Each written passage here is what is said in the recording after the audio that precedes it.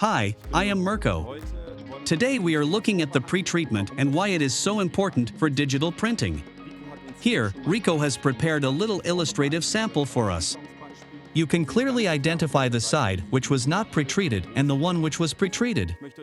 I would like to show you a few tips and tricks and what is most important to me when it comes to pre-treating the product. I will lay down the t-shirt into the machine, purposefully full of wrinkles, so we can see what can happen if you don't do it properly. I'll just stretch the shirt. You can clearly see where it was wrinkled and where it wasn't. And of course you can see that even more after printing.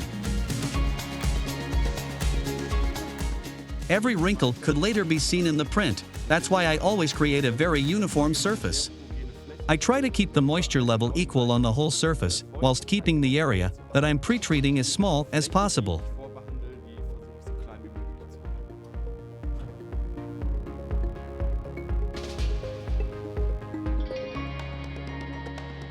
Here are the dried t-shirts. One is perfectly pre-treated and the other one as bad as possible. I don't think I have to describe it to you. Accompanied me in the process. We have an area where we hardly see any color or even no color at all. We see wrinkles that occurred during pressing, which are then being transferred from the pre-treatment to the print. In contrast, the perfectly printed, pre-treated t-shirt which doesn't have any blemishes. What are your experiences and tips about pre-treatment? Leave a comment down below, so maybe I can learn a bit from you too.